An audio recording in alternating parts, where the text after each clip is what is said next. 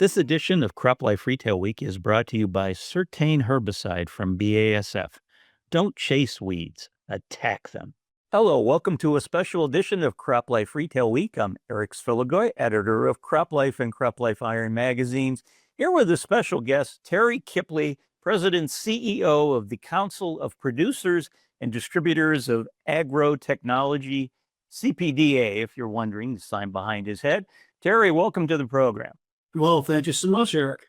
Yeah, so I was kind of looking up your background before we got on camera today, and I noticed the release that said you have been the head of CPDA now since 2022.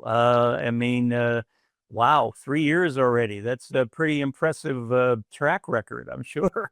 Well, and I've said this many times. I need to give you a big thank you. You were the first person in media to come on out to our offices there in Washington, D.C., and ask a bunch of questions about what's the vision of CPDA. And Terry, what do you hope to accomplish? And I always like to say, when you have CropLife Magazine talk about what you're doing, it just raises the awareness. And you guys have been a great partner over the years, help getting the word out as we try to find solution to help growers solve some big problems that we're all trying to address in the industry. Well, it's been our pleasure. And I know one of the reasons I wanted to have you on, of course, is people may be familiar with Endangered Species Act, ESA. I've been hearing a lot about that in the agricultural community the last couple of years now. But if you could just give us a little breakdown of what ESA is and what it means for ag moving forward here. We've been working at CPDA as well as with our great partners that we collaborate with, CLA and ARA. This has been going on for nearly 3 years now. And when this started out, we kind of had this epiphany that, if you're a grower, that you're looking at some of the biggest regulatory change that you've seen maybe in 40 years. And at that time, we're saying coming to you in the next 24 months. And well, what do we mean by that? Is that today, through this Endangered Species Act, we'll kind of get into the details just a little bit, the grower is now responsible for deciding field by field, are you in compliance with endangered species or not? And that's something that, we're still actively farming just outside of Madison, Wisconsin. And this is something that you never have to, you didn't have to worry about in the past. And now you are. And I think this is so great to be talking with you at CropLife Magazine, is that many growers are going to be leaning upon their trusted advisor, and that's that local dealer, to say, how do I make sense of this? Growers want to do the right thing. Growers want to be in compliance. And this is something new that the whole industry is kind of getting our arms around to make sure that we're all doing the right thing and following the labels as more and more ESA language gets added to labels coming out of EPA. Okay, very good. And I know, again, the sort of, if you could, give me the state of things right now today as we are recording this in early December, basically 2025. I know that when I was in earlier this year, when I was at the 2025 Commodity Classic event, there were several suppliers that were actually touting the fact they were coming out with products that were compliant with the new ESA rules for their labels. But I mean, tell me where we stand with the initiative and what's already out there and what's to come. So if you think of crop protection tools, and put them into 3 buckets. You got herbicides, insecticides, and fungicides. So as we sit right now, kind of doing our planning for spring of 2026, labels will now, or products that are being released by the EPA, the labels will have language for herbicides and insecticides. Now, fungicides, they'll have a draft strategy coming out sometime in April, right around Easter, and the expectation is come this time next year in the fall that they will have the language clearly laid out for insecticides. So basically, it's on a product by product basis. And the way it works, that new products being introduced to the market will be required to have the language, and also older products are going through re-registration. Now, we're all trying to get a handle on the industry. Well, what's the size and scope of that? So could it be, by the time we go to spring, maybe 10 products or 15 products. We're all trying to kind of watch the EPA and make sure we're all aware of the products that are coming out, and then understand what do you have to do if you're the grower or the applicator to be in compliance. So this is new for everybody, but it's manageable. Okay. All right. Very good. And a little early, you mentioned a little bit of collaboration that CPA is doing with some of the other trade groups, the Agricultural Retailers Association and CropLife America specifically. So tell me more about that effort and what you three organizations are hoping to accomplish in the ag community. Well, we like to say that collaboration is a new currency, and we have a great working relationship at CPDA with the other trade association, CropLife America and ARA. And so we really started working together a year ago, again, working with your great magazine, CropLife Magazine, on the ABCs of ESA, really the industry's first attempt to kind of get our arms around this. And so that really was a platform for the three organizations to kind of work together on that. And then going into spring of 2026, we tried to take what we learned from the one or two products that were introduced this past spring, figure out and talking to all of our members that reach out to the dealers and the growers, and what information do you need? How do we make this easy for everybody to be in compliance, do the right thing? And really, CropLife America did a great job coming up with a series of videos with Dr. Stanley Culpepper out of University of Georgia. So if you go to CropLife America's webpage, www.cla/ESA, or you can come to the cpda.com webpage, and you'll see the 4 videos that have been put together.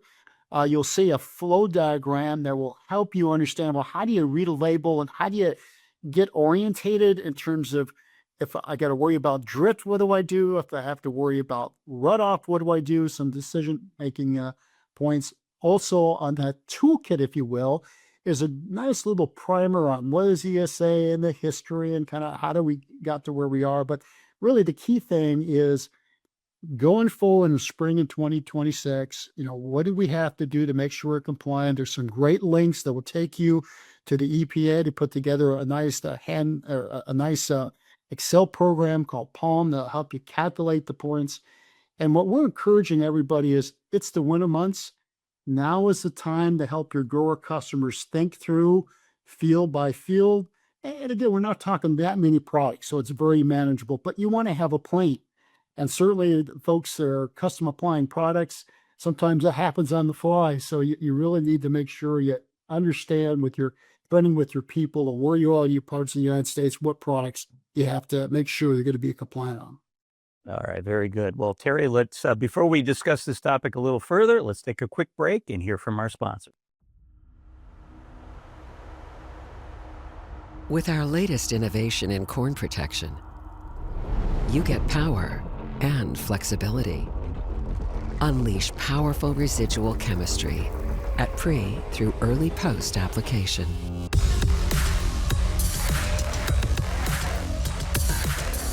Don't chase weeds. Attack them with Certain herbicide from BASF. So I'm back with Terry Kippley from CPDA. So Terry, again, you sort of hinted at something that, again, here at CropLife, we've worked very extensively with CPDA over the years.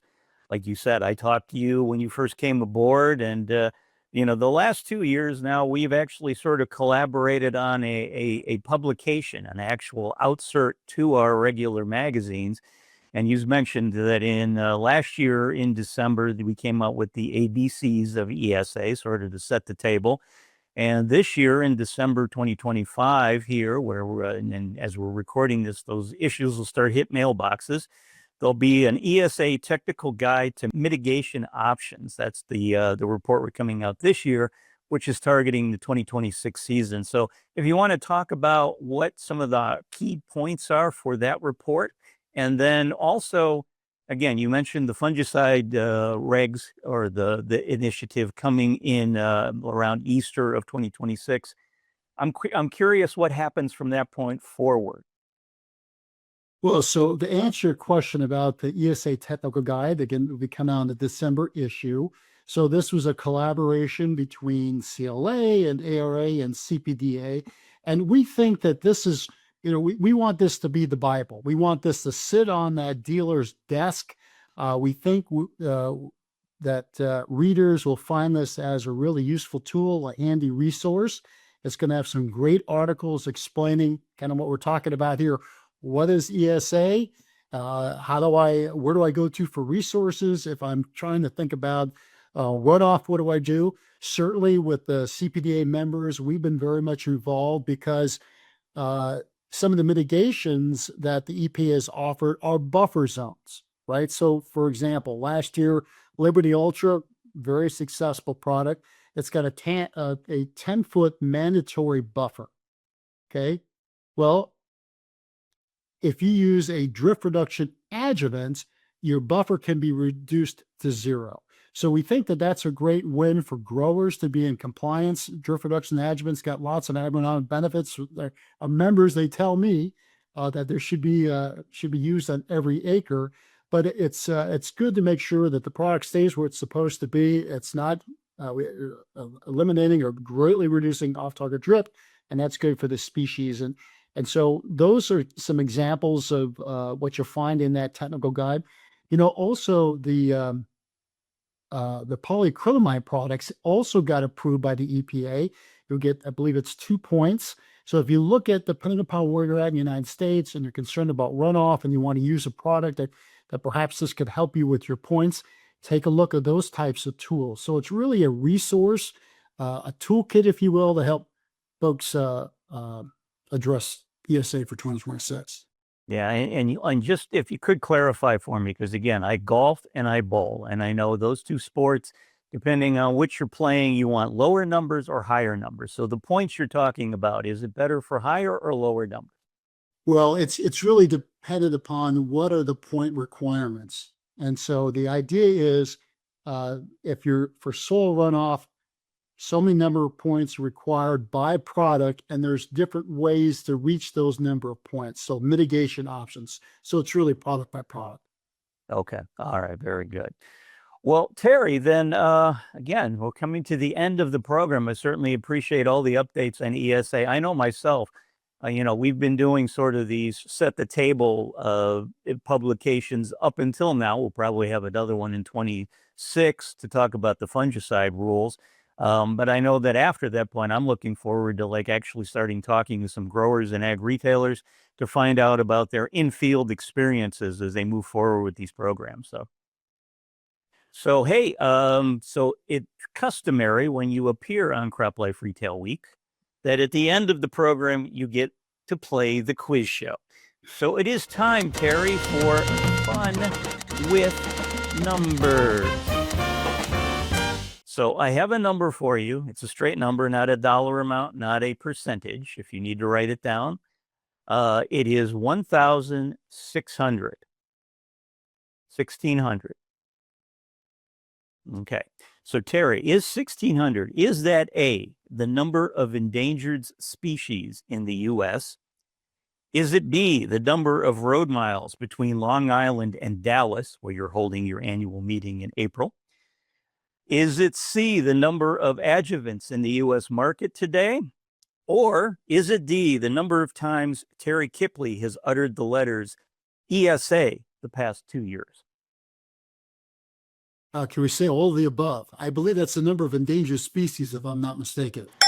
You are correct, sir. Yes, answer A. Good job. Yeah, according to, I looked up online, they said there were 1,600 endangered species in the U.S., and I believe worldwide the number was closer to 47,000. And I bring up, I think you live in Long Island, if I'm not wrong, and Dallas is where you have the Adjuvants and Earth Conference next year. And I looked it up. It's 1,544.4 road miles if you wanted to drive that trip. And then number of adjuvants, because the definition's a little loose, what an adjuvant is, they said is probably in the hundred of thousands. So yeah, that's right. How do you want to define that? That's correct. Okay. All right. Very good. Well, hey, Terry Kippley, thank you so much for joining us for this edition of CropLife Retail Week. We enjoyed your time and your information on ESA. We hope, viewers, you enjoyed everything we presented you with today, and we'll look forward to seeing you again next week. If you have questions or comments about today's episode of Retail Week, contact us by email or Twitter, or type your message in the comments section below. Your feedback is important to us. We will try our best to address your thoughts in next week's episode, and be sure to subscribe to our YouTube channel.